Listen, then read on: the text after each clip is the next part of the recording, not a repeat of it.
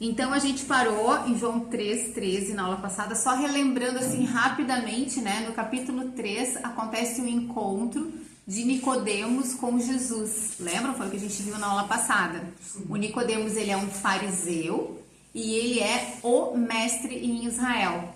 Então, Jesus chama ele, tu és o mestre em Israel e tu não sabe essas coisas. Isso indica que ele era a maior sumidade, assim, o mais conhecedor das escrituras, da teologia, entre os fariseus da época, tá? Então, ele era a referência. E é esse homem que vem à noite procurar Jesus e conversar com Jesus. E lembram que ele não faz nenhuma pergunta, mas Jesus responde. E a gente viu isso na aula passada, que Jesus, ele conhece tudo que está na nossa mente, tudo que está no nosso coração. E ele sabia que a razão de Nicodemos ter vindo conversar com ele é que ele tinha uma tremenda angústia dentro dele. Apesar dele ser o mestre em Israel, ele ser a suprema autoridade das escrituras em Israel, ele não tinha certeza do relacionamento dele com Deus, da salvação dele. E daí Jesus começa abordando, né, que para entrar no reino de Deus a gente precisa nascer novamente. E daí Jesus dá algumas explicações para ele, dá a explicação da criança, né? Ele dá a explicação da criança que nasce, né? E dessa mesma forma como a criança nasce sem ter nenhuma contribuição para nascer, certo? Da mesma forma a gente nasce do Espírito. Ou seja, a gente nasce de cima, a gente nasce do alto. É algo que Deus faz, não é algo que nós fazemos. Não há nada que eu possa fazer, não é porque eu vou fazer tantas orações por dia, porque eu vou ler a Bíblia tantos minutos por dia, porque eu vou ir à igreja todo domingo. Não são essas coisas que vão me salvar. A única coisa que o pecador pode fazer é pedir, clamar por misericórdia a Deus para ser salvo. Porque não tem nada que a gente possa fazer para ser salvo. A única coisa que a gente vai ver hoje é crer. A gente precisa crer em Jesus, que é Ele que nos salva. E jamais confiar nas coisas que a gente faz. Tá? As coisas que a gente faz, elas são um resultado de nós sermos novas criaturas. De nós termos nascido de novo. Se a gente realmente nasceu do alto, a gente vai mudar o nosso comportamento. Tá? A gente vai ter mais paciência, a gente vai ser mais amoroso, certo? A gente vai perdoar os outros, a gente vai ser misericordioso. São essas as características de Deus que a gente vai ter, que a gente vai demonstrar que nós somos novas criaturas, tá? Então, a gente parou ali no 13, quando Jesus diz assim, eu vou ler de novo o 13, que foi o último versículo da última aula. Ninguém jamais subiu ao céu, a não ser aquele que veio do céu, o Filho do Homem. E eu expliquei para vocês na aula passada que esse termo, filho do homem, é um termo que indica o Messias. E isso vem da onde? Eu falei no finalzinho da aula passada. Isso vem lá dos profetas do Antigo Testamento, do profeta Daniel. Ele teve uma visão e daí ele identifica na visão dele que ele viu um como filho do homem. E a gente vai abrir, então, lá em Daniel 7:13. Então, Daniel 7:13. Em minha visão à noite vi alguém semelhante a um filho de homem, vindo com as nuvens dos céus. Ele aproximou do ancião e foi conduzido à sua presença. Ele recebeu autoridade, glória e o reino. Todos os povos, nações e homens de todas as línguas o adoraram. Seu domínio é um domínio eterno que não acabará e seu reino jamais será destruído. Então, Daniel tem uma visão e ele descreve a visão que ele está tendo. Então, o que ele vê no meio de toda aquela visão que ele tem sobrenatural? Ele vê alguém no meio dessa visão que é semelhante, ou seja, é parecido com um filho de homem. O que ele quer dizer? Com um ser humano. Na visão dele, sobrenatural, ele enxerga alguém que se parece com um ser humano. E ele não sabe quem é, porque Daniel ele só está tendo a visão, mas ele não sabe quem é. E daí ele descreve, ó, vindo com as nuvens do céu. O que provavelmente Daniel viu aqui é a segunda vinda de Cristo, porque Cristo depois revela para nós que ele vai voltar entre as nuvens, ele vem do céu. Assim como ele foi, como ele subiu, ele ascendeu, depois que ele morreu, ressuscitou, passou os 40 dias aqui, ele ascendeu. Da mesma forma que ele foi para o céu, ele vai voltar para a terra, segunda vinda dele. Daí continua, ele se aproximou do ancião. Quem é o ancião? Se a gente for ler toda a profecia, a gente vai entender. O ancião é Deus Pai. Só que Daniel, quando está vendo isso aqui, ele não sabe que o ser humano que ele viu lá no meio daquela visão é o Deus Filho, tá? Mas olha que interessante, então ele está dizendo, esse que se parece com um homem, veio entre as nuvens do céu, ele se aproximou do ancião, que é Deus Pai, e foi conduzido à sua presença. 14. Ele quem? Esse que se parece com um homem, esse que ele está chamando de filho de homem, que a gente sabe que é Jesus. Então, o filho de homem, no 14, recebeu autoridade, glória e o reino. Ele recebeu tudo, toda a autoridade de Deus Pai. Ele recebeu toda a glória de Deus Pai e todo o reino, tudo que existe, tudo que foi criado, tá? Todos os povos, nações e homens de todas as línguas o adoraram. A gente só adora Deus. Então, se esse se assemelha com o filho do homem, tá? Que Daniel tá vendo, foi adorado, significa que ele é Deus. Percebem como a gente já tem pistas no Antigo Testamento de que o filho do homem é Deus e que Jesus é Deus, e é exatamente esse o tema de João, tá? Tá tudo aqui.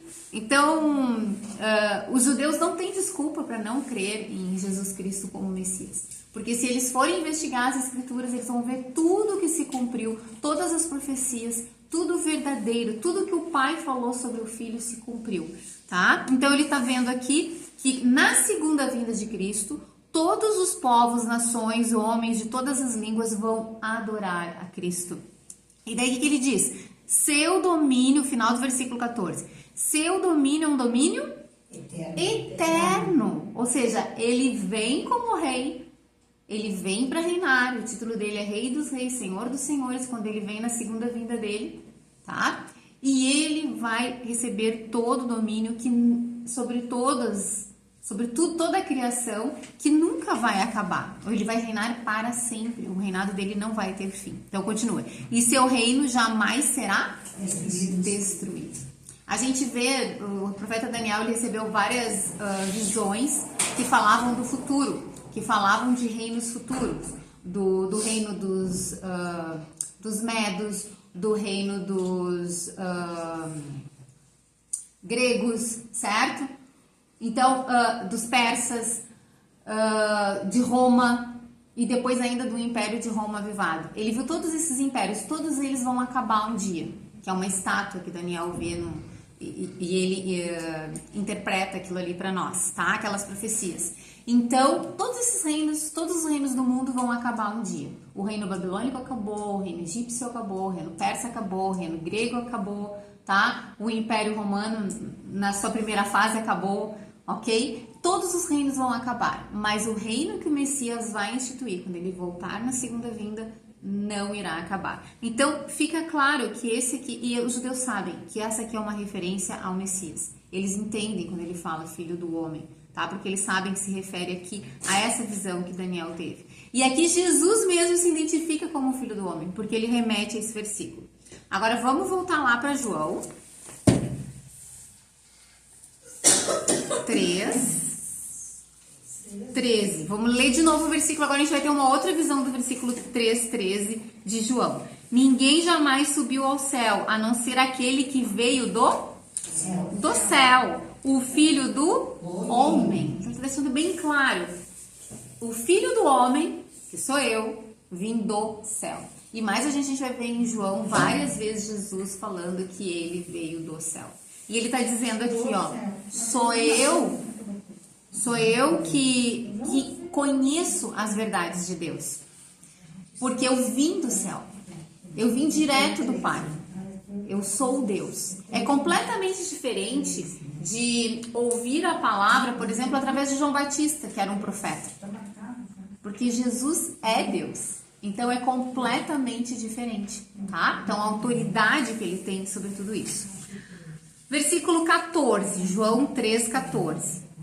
Da mesma forma como Moisés levantou a serpente no deserto, assim também é necessário que o Filho do Homem seja levantado, para que todo que nele crer tenha a vida eterna. E aqui, para nós, esses dois versículos parecem meio enigmáticos, eu imagino, para a maioria, né, das que estão aqui. Então, do que Jesus está falando? Jesus está falando com o mestre em Israel, o cara que conhece toda a Bíblia, de cor e salteado, tá? Ele sabe muito bem do que Jesus está falando aqui, Moisés levantar a serpente no deserto. Mas talvez vocês não saibam. Então, eu quero que vocês abram agora em Números 21, 8. Então, Números 21, 4. A serpente de bronze. Partiram eles do Monte Or pelo caminho do Mar Vermelho, para contornarem a terra de Edom. Mas o povo ficou impaciente no caminho. E falou contra quem? Deus. Contra Deus e contra Moisés, que era o líder, que era o enviado de Deus para eles, para esse povo, para o povo de Israel que estava andando pelo deserto. Dizendo, o que o povo disse? Por que vocês nos tiraram do Egito para morrermos no deserto? Não há pão, não há água, e nós detestamos esta comida miserável. Que horror, né? Olha o que eles disseram para Deus e para Moisés, que era o líder que Deus tinha colocado sobre eles. Nós detestamos esta comida miserável. Sabe de que comida que eles estão falando? Do maná. Porque no deserto não tinha, né, a comida, e Deus começou a mandar para eles. E eles estavam reclamando disso, tá?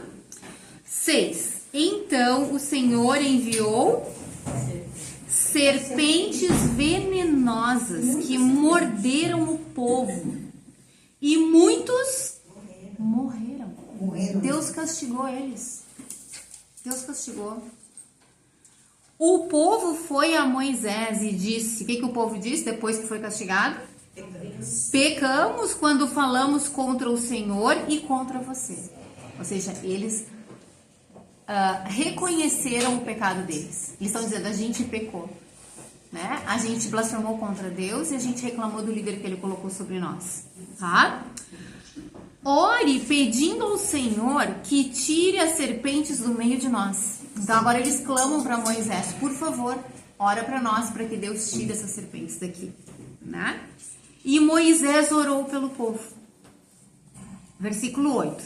O Senhor disse a Moisés: faça uma serpente e coloque-a no alto de um poste. Quem for mordido e olhar para ela, o que vai acontecer? Viverá. Moisés fez então uma serpente de bronze e a colocou num poste. Quando alguém era mordido por uma serpente e olhava para a serpente de bronze, permanecia vivo, tá? Então Deus castigou eles, certo? Pela rebeldia deles. Eles se arrependeram, pediram que Moisés orasse por eles, Moisés intercedeu por eles. E Deus disse assim, tá, então a solução para o problema é a seguinte: Moisés, tu faz uma serpente de bronze, tu coloca num poste, e daí quando alguém for picado pela serpente, vai olhar para esse poste, então vai viver. Por quê? Porque creu na minha palavra. Porque Deus disse que essa era a forma que eles seriam salvos, certo? Crendo na palavra de Deus, que bastava olhar para a serpente nesse poste, que eles seriam salvos. Então foi isso que Deus determinou, essa foi a forma que Deus determinou de salvá-los dentro desse contexto do Antigo Testamento. Voltamos lá para João. Deixemos marcado em números. Não, números não precisa deixar marcado. Só João que tem que deixar marcado. Voltamos lá para João 3, 14. Vamos ler novamente o 14, para entendermos bem direitinho. Gurias, João então, 8, 14 e 15 a gente vai ler de novo. Porque agora a gente leu lá em números e entendeu do que Jesus está falando. Da mesma forma como Moisés levantou a serpente no deserto, assim também é necessário que o Filho do Homem seja levantado, para que todo o que nele crer tenha a vida eterna. Do que Jesus está falando aqui? Ele está falando da cruz. Então, assim como aquela serpente foi colocada lá no deserto, num poste, Jesus também seria levantado, só que numa cruz, não num poste, tá? E todo que olhar para o Filho, o que quer dizer olhar para o Filho? É todo que crer nele verdadeiramente, em toda a palavra dele, será salvo.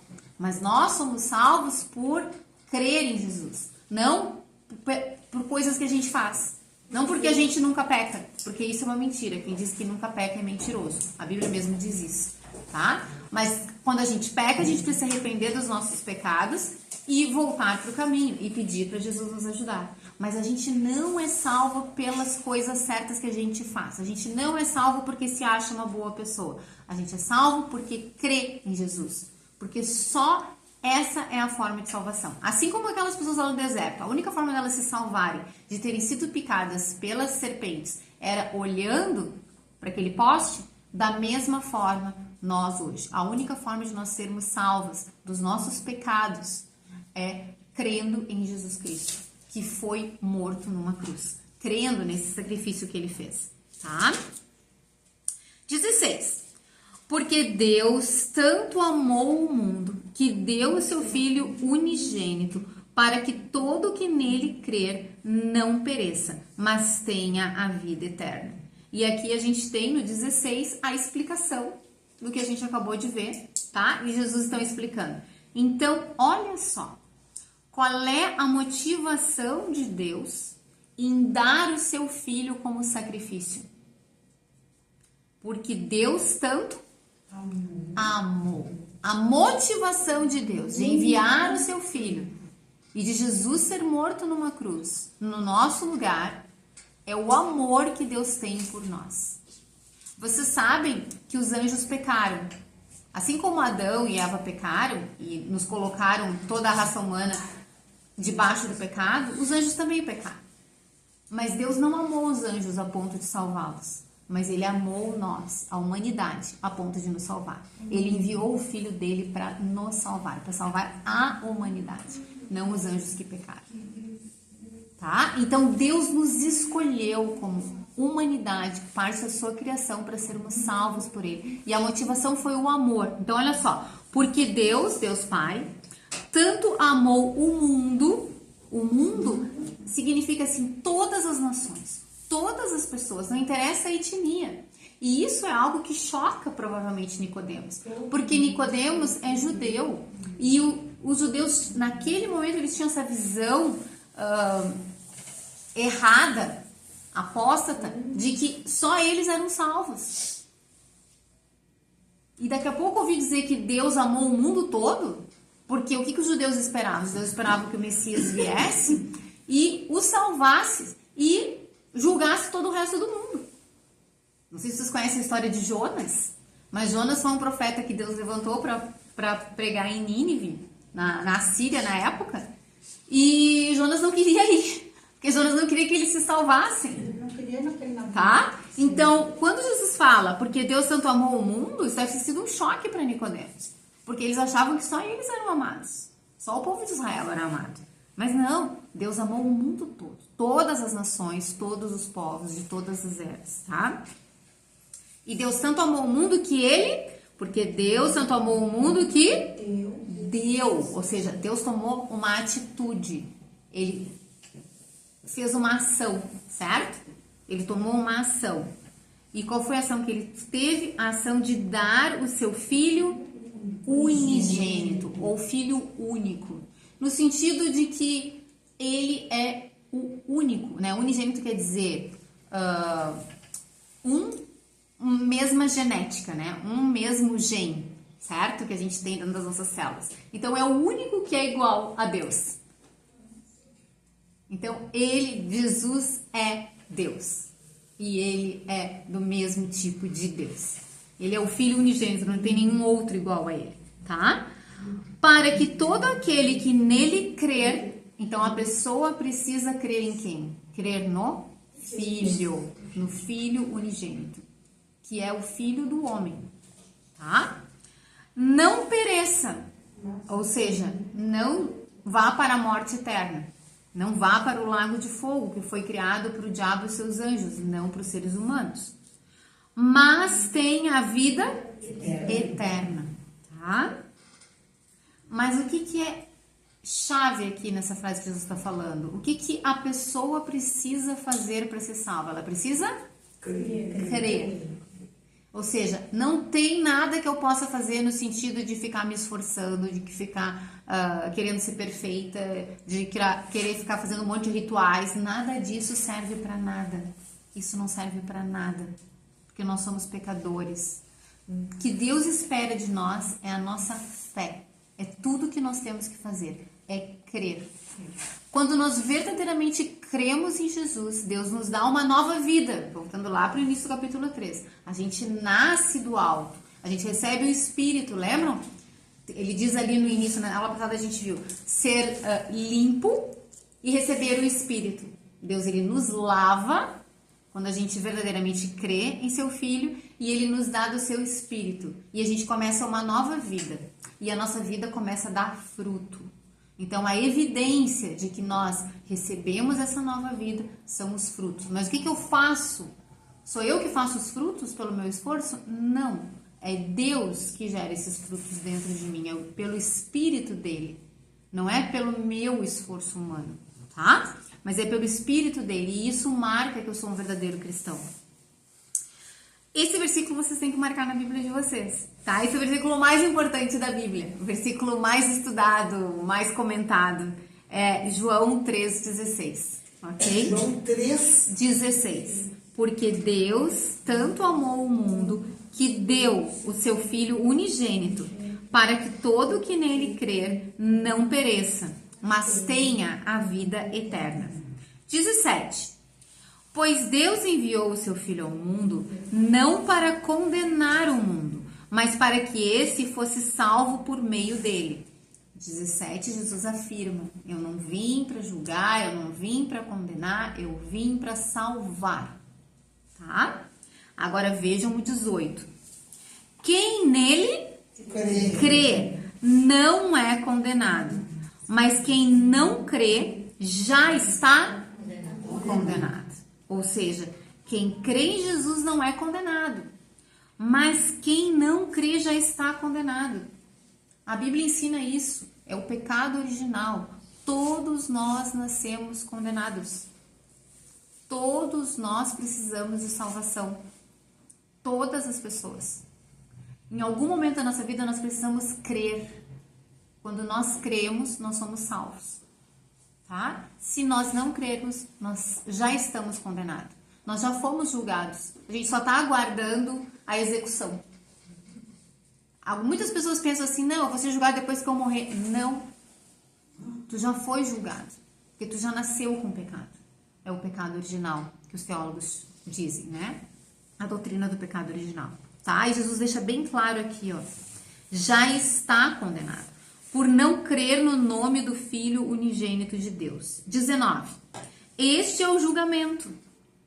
A luz veio ao mundo, mas os homens amaram as trevas e não a luz, porque as suas obras eram más. Então, o que Jesus está dizendo aqui, ó? 19. Este é o julgamento. A luz veio ao mundo.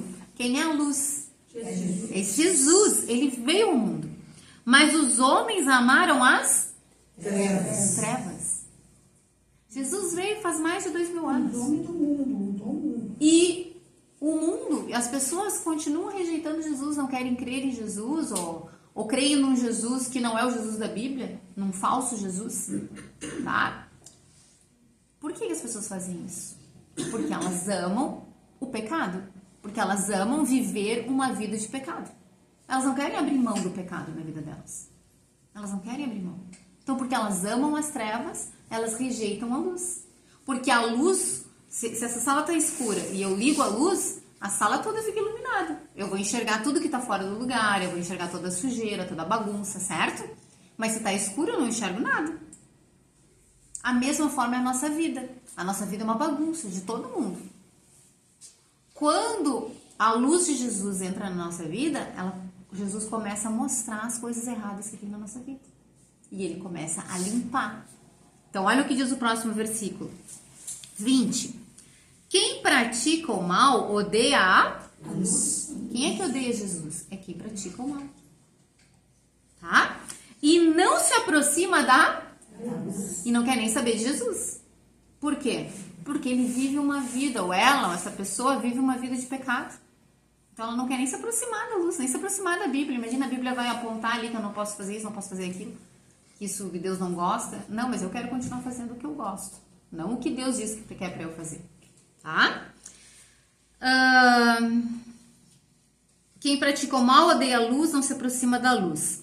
Continuando ali, ó, temendo que as suas obras sejam manifestas. Por que a pessoa que pratica as coisas que desagradam a Deus não quer se aproximar de Deus? Porque se ela se aproximar de Deus, as obras dela vão ser manifestas. Ou seja, ela vai ser confrontada. E ela não quer ser confrontada com o seu pecado. Ela quer continuar agarrada com o seu pecado. Então ela nem quer chegar perto da luz. Tá? Ou daqui a pouco até ela chega perto, mas aí ela começa a ouvir o pastor falar, começa a participar de um grupo. E daqui a pouco alguma outra pessoa pode confrontar ela, ela não vai gostar e ela vai cair fora. Por quê? Porque ela foi confrontada. E ela não quer abandonar as suas obras. Como diz ali, né? Mas. Jesus chama essas obras mas. Tá?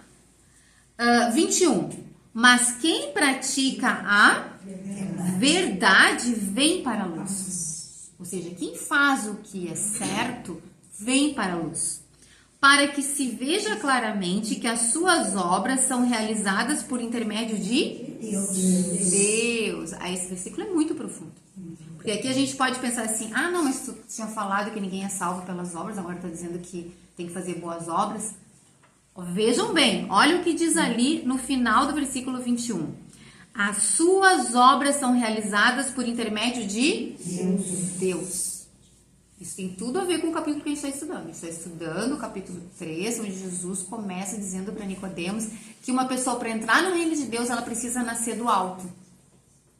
E se ela nasce do alto, a gente viu, ela é limpa por Deus, dos pecados dela, e ela recebe o Espírito de Deus. E se ela recebe o Espírito de Deus, ela começa a dar fruto.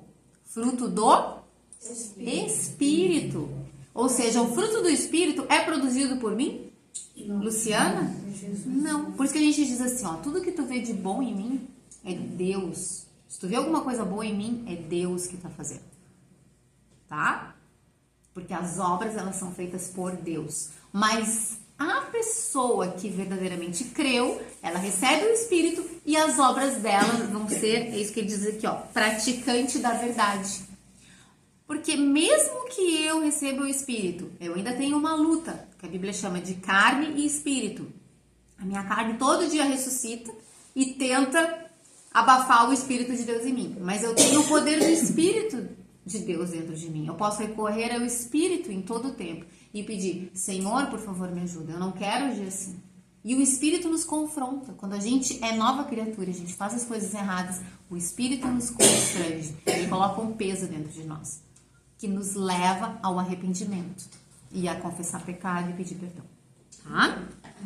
Então, é isso. Eu agora que eu me dei conta que eu não li primeiro, mas gurias, assim, ó, a gente precisa ir adiante. Então, eu vou continuar, tá?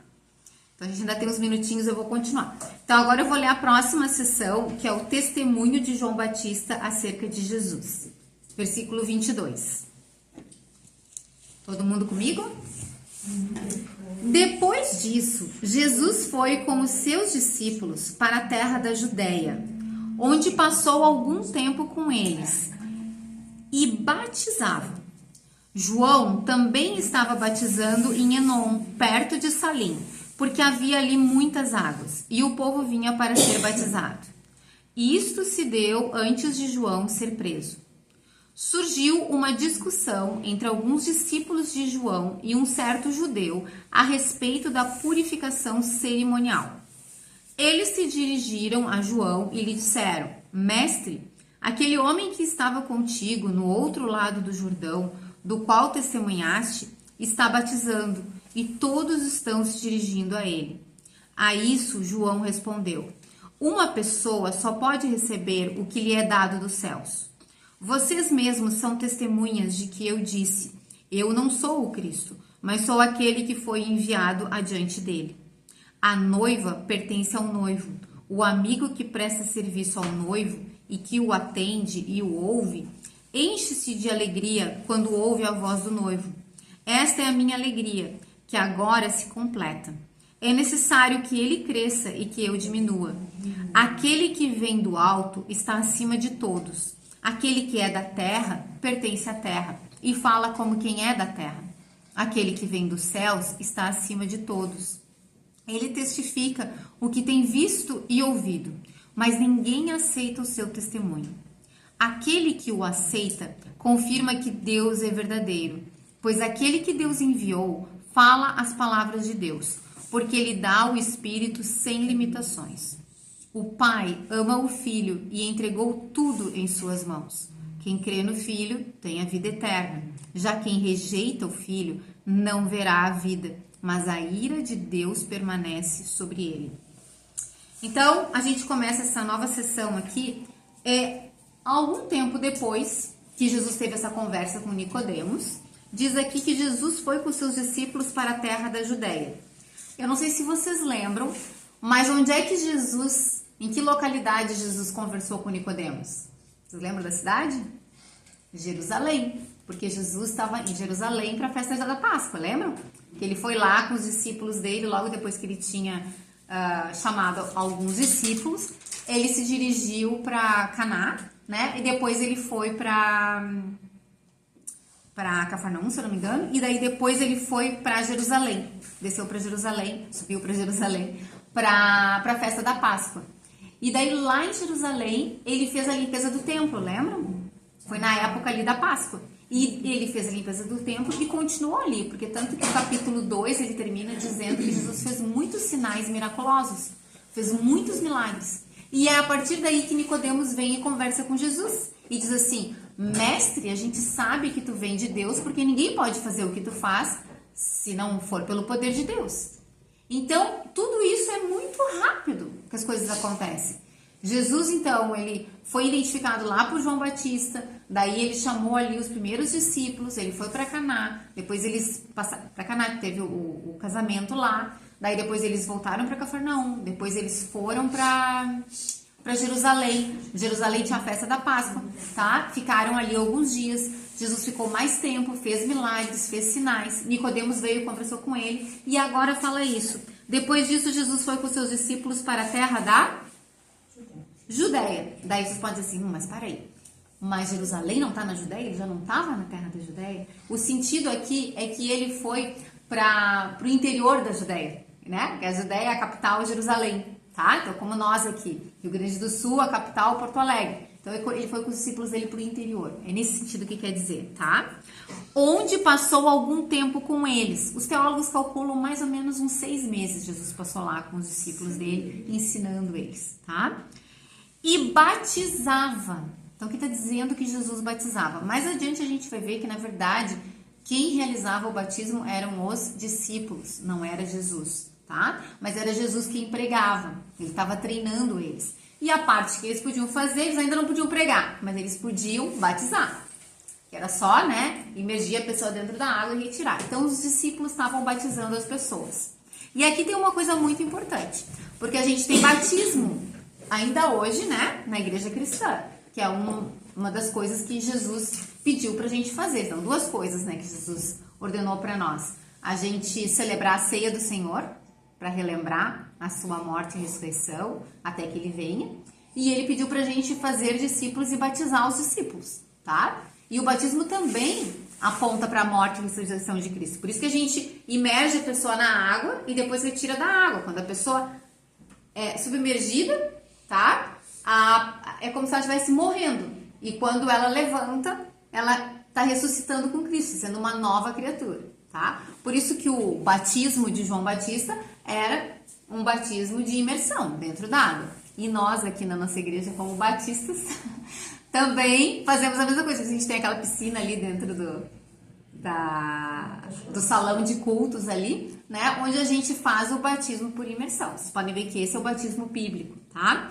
Só que esse batismo aqui de Jesus ainda não é o batismo cristão. Por que não é o batismo cristão ainda? Porque Jesus ainda não tinha morrido, não tinha ressuscitado, não tinha dado a ordem para os seus apóstolos de fazerem discípulos e batizarem em nome do Pai, do Filho e do Espírito. Isso ainda não tinha acontecido. Então, esse batismo aqui é um batismo do Antigo Testamento. É um batismo, como eu já expliquei para vocês quando eu falei de João Batista batizando as pessoas, era o batismo que eles já tinham costume de fazer, os judeus tinham costume de fazer com os prosélitos, aquelas pessoas que não eram de Israel e que queriam se converter ao judaísmo. E basicamente indicava um batismo de arrependimento. Eu me arrependo dos meus pecados, do meu modo errado de viver e eu quero viver uma nova vida. No caso, João Batista, ele vinha pregando, o Messias está chegando, o Messias está chegando.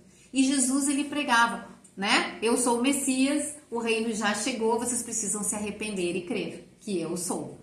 Ok? Então, é esse batismo que Jesus está fazendo aqui, através dos discípulos dele. Versículo 23. João também estava batizando em Enom. Os teólogos não sabem exatamente o lugar, esse Enom, mas ao que tudo indica, deve ser um de dois lugares, agora eu não me lembro o nome, mas esses dois lugares ficavam na Samaria, que é a região norte de Israel, tá? Então vejam que interessante. João Batista, ele se dirigiu para o norte, porque ele sabia que Jesus estava fazendo seu ministério no sul, que era a Judéia. Ele se dirigiu para o norte para lá batizar. João Batista continuou o ministério dele, anunciando que o Messias já tinha chegado, anunciando que as pessoas precisavam se arrepender, porque o Messias ia correr todo Israel, ia passar por todas as cidades, ia falar com todo mundo, todos iriam ouvir do Messias. Então, João Batista continuou o ministério dele, mesmo depois que Jesus começou o seu ministério. Muitos, então, como eu falei, acredito que foi mais ou menos 6 meses ali até João Batista ser morto também, tá? E daí fica só o ministério de Jesus. Então, João estava batizando no norte, Jesus estava batizando no sul. A gente pode enxergar dessa forma. Então, veja que interessante, porque ali havia muitas águas, tá? Então, o batismo bíblico não é um batismo de aspersão, tá? De jogar ali uma aguinha. O batismo bíblico é de imersão, ok? E o povo vinha para ser batizado. E vinha muitas pessoas, a gente vai ver mais adiante, que os judeus dizem que Jesus estava batizando mais pessoas ainda do que João Batista. Por quê? Porque Jesus é o Filho do Homem, Jesus é o Messias, ele tem o poder total do Espírito Santo, e ele, além de tudo isso, ainda faz sinais miraculosos. Então, é uma multidão ainda maior vem até Jesus e é batizada por Jesus, tá? 24. Isso se deu antes de João ser preso, tá? E por que João aqui, o apóstolo João que está escrevendo isso para nós, ele dá esses detalhes para nós? Porque nos outros evangelhos que foram escritos antes de João, Mateus, Marcos, eles indicam, logo depois de Jesus ser batizado, logo depois João foi preso. Então aqui, João Batista foi preso. Então aqui João, o apóstolo, ele está dizendo para nós que nesse meio tempo ainda houve um ministério paralelo de João Batista e de Jesus. Então isso aconteceu nesse meio tempo, é essa explicação que ele dá. Surgiu uma discussão entre alguns discípulos de João Batista, tá? Eles começaram a discutir. O João Batista ainda tinha alguns discípulos. Lembra que ele indicou lá a gente viu lá no início, para João e André. Ele falou para eles, olha, esse é o Cristo. A gente viu lá no início de João isso. Mas João e André também eram discípulos de João Batista. E daí, a partir daquele momento, eles pararam de seguir João Batista e começaram a seguir Jesus. Mas João Batista ainda tinha muitos outros discípulos que continuaram com ele, tá? E esses discípulos de João, então, entraram numa discussão com outro judeu a respeito da purificação cerimonial. O que é isso, purificação cerimonial? É o batismo, é a mesma coisa, tá? Eles chamavam de purificação cerimonial. 26. Eles se dirigiram a João e lhe disseram: Mestre, aquele homem que estava contigo no outro lado do Jordão, do qual testemunhaste, está batizando e todos estão se dirigindo a ele. Então parece até assim um tom de fofoca, né? Parece até que chega assim, eles estão com inveja de Jesus, eles estão tristes porque o herói deles, que é João Batista, tá? Que é o mestre deles, que é o líder deles, está sendo colocado de lado, que Jesus, que foi quem ele apontou, está se destacando, e João agora está batendo até menos que ele. Então eles estão com inveja de Jesus, eles não entenderam ainda a mensagem. 27. A isso João Batista, tá? Respondeu: uma pessoa só pode receber o que lhe é dado dos céus. Vocês mesmos são testemunhas de que eu disse: eu não sou o Cristo, mas sou aquele que foi enviado adiante dele. João Batista, ele tinha plena noção de quem ele era. Ele é um homem, ele é um servo de Deus. Ele veio para preparar o terreno para o Messias. Né? A gente pode usar assim uma figura. Tem as estrelas de noite, né? Que brilham no céu. Mas quando o dia amanhece e chega o sol, a gente enxerga as estrelas? Não. Então João era uma estrela. Ele era a única estrela em Israel, em 400 anos, sem nenhum profeta. Daí aparece João Batista, pregando. Ele é uma grande estrela. Mas no momento que chega o sol, ele começa a desaparecer. E ele vai desaparecer completamente. Tá? Então João sabe o seu lugar. Ele é humilde. Todo servo de Cristo é humilde. Ele sabe que não é sobre ele. O pastor não deve buscar a sua glória, o seu nome. Ele deve buscar a glória e o nome de Cristo. Né? O pastor, o líder religioso, o professor, escola bíblica, seja quem for. Não é a sua glória, é a glória de Cristo. Tá? Continuando, 29. A noiva pertence ao noivo. O amigo que presta serviço ao noivo e que o atende e ouve, enche-se de alegria quando ouve a voz do noivo. Esta é a minha alegria, que agora se completa. É necessário que ele cresça e eu diminua. Ele usa aqui o exemplo do noivo e da noiva, como Jesus sendo noivo, e a noiva são as pessoas que estão sendo preparadas para receber a mensagem de Cristo e que vão realmente crer e se unir com Cristo, tá? Então ele está usando essa analogia e ele está dizendo que ele é o amigo do noivo, porque naquela época o noivo ficava preparando o casamento em torno de 1 ano e preparando as coisas e tinha o dia que ele ia lá e buscava a noiva e a noiva tinha que saber, e esse amigo do noivo ele fazia ali a intermediação e ele mantinha a noiva informada das coisas que estavam acontecendo dentro da cultura deles, então tinha esse aspecto. Então eles entendem exatamente o que João está falando aqui, tá?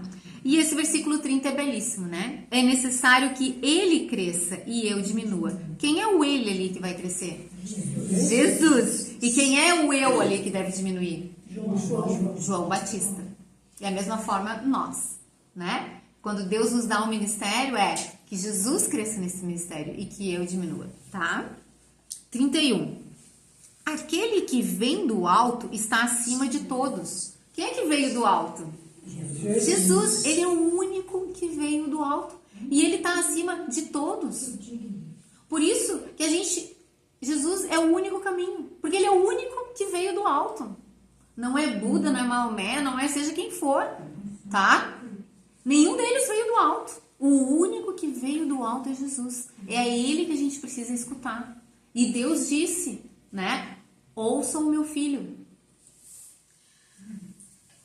Aquele que é da terra pertence à terra e fala como quem é da terra. Aqui ele está falando dele próprio, tá? Porque João Batista, ele veio da terra. Ele nasceu de um ser humano e de um pai, de uma mãe, um nascimento natural. Não foi sobrenatural. Foi sobrenatural no sentido que foi um milagre, mas não sobrenatural como o de Jesus, que foi concebido pelo Espírito Santo, tá? Mas ele é da terra. Então João é um ser humano como nós. Ele é um ser humano pecador, mesmo João Batista. O maior dos profetas era pecador e precisava ser salvo por Jesus Cristo. Jesus é totalmente sem pecado, porque ele é Deus, ele veio do alto. Ele não conheceu o pecado, tá? Aquele que vem dos céus está acima de todos. Daí aqui ele repete, Jesus está acima de todos, de qualquer nome. Ele testifica o que tem visto e ouvido, versículo 32. Mas ninguém aceita o seu testemunho. Então ele está falando de quem aqui? Quem é o ele ali no versículo 32? Jesus. Jesus testifica o que tem visto e ouvido, mas ninguém aceita o seu testemunho. Ou seja, Jesus está falando, ele está pregando, mas as pessoas estão rejeitando. Elas não estão crendo verdadeiramente no seu testemunho. Elas até creem nos seus sinais miraculosos, mas não estão crendo nele como sendo Deus, o Deus Filho. 33. Aquele que o aceita confirma que Deus é verdadeiro. Quem crê, quem recebe Jesus, está afirmando que Deus é verdadeiro. Agora, quem não recebe Jesus, quem rejeita Jesus, está chamando Deus Pai de mentiroso. Tá? 34. Pois aquele que Deus enviou fala as palavras de Deus, porque ele dá o Espírito sem limitações. E o Espírito ali tem letras maiúsculas, é o Espírito Santo. Então, aquele que Deus enviou é Jesus. Ele fala as palavras de Deus Pai, porque ele dá o Espírito Santo sem limitações. Então, aqui a gente vê a trindade nesse versículo, tá? Deus Pai enviou Deus Filho, e Deus Filho exerce o seu ministério pelo poder do Espírito Santo, porque a Bíblia diz que Jesus se esvaziou para se tornar um ser humano. Então, ele abriu mão de muitos aspectos da sua glória, mas ele exerceu todo o poder através do Espírito Santo. E olha o que diz ali, ó, o Espírito Santo sem limitações, ou seja, ele teve a plenitude do Espírito de Deus, coisa que nenhum outro profeta, nenhum outro ser humano, nenhum outro cristão tem. Jesus teve, tá? A gente tem com limitações. Mesmo João Batista teve com limitações, mas Deus Filho sem limitações. 35. O Pai ama o Filho e entregou tudo em suas mãos. Lembram lá que a gente tinha visto no início da aula lá em Daniel? Que ele recebeu toda a autoridade, todo o domínio, todo o poder, toda a glória. Lembram? Ele vai receber e ele já recebeu, tá? Quem crê no Filho tem a vida eterna. Já quem rejeita o Filho não verá a vida. Então, ou eu creio, ou eu não creio. Ou eu aceito, ou eu rejeito Jesus. Se eu aceito, eu tenho a vida eterna. Se eu rejeito, eu não vou ver a vida. Mas, olha o final. Mas a ira de Deus. Vocês têm noção que é a ira de Deus? Assim, eu já tenho medo da ira das pessoas. Agora, imagina a ira de Deus, sério, eu morro de medo. Porque eu sei que Deus é todo poderoso. Se as pessoas já podem fazer a gente sofrer, certo? Então, assim, ó, a ira de Deus, o que diz depois ali? Permanece. Ou seja, a ira de Deus, a Bíblia é clara. Eu sei que é um discurso que não é popular, pouca gente fala. Mas a Bíblia é clara, a ira de Deus está sobre toda a humanidade. A ira de Deus revela do céu contra toda injustiça e impiedade dos homens, diariamente, e sobre todas as pessoas que ainda não creram, que ainda não colocaram a sua fé, a sua confiança, não entregaram totalmente a sua vida para Deus. A ira de Deus está sobre todos nós, enquanto nós não nos rendermos a Deus. É exatamente isso que está dizendo aqui, ó. A ira de Deus permanece sobre essa pessoa. Então, o caminho é crer. Não é ficar fazendo um monte de rituais, não é ser religioso. Eu preciso crer, mas eu preciso crer em Jesus. Que ele é o único que veio do alto. Ele é o único que tem a mensagem de salvação vinda de Deus. Ele é Deus. Ele é o único que pode me salvar. Ele é o único que pode me dar uma nova vida, que pode transformar a minha vida, que pode me dar poder de mudar. Eu não tenho poder de mudar. Tá? A gente vê, é só a gente olhar ao nosso redor. As pessoas não conseguem mudar por si próprias. Quantas pessoas drogadas, quantas pessoas viciadas, quantas pessoas cheias de problemas morrem desse jeito cada vez pior. Por quê? Não conseguem, não têm poder. Mesmo vendo alguma coisa destruindo a vida delas, elas não conseguem. Mas Deus, ele tem o poder de transformar a nossa vida, de mudar completamente a nossa vida. A gente era de um jeito e a gente é transformado em outro. Não pelo nosso esforço, mas porque a gente creu em Jesus. Ok? Assim conseguimos concluir capítulo 3.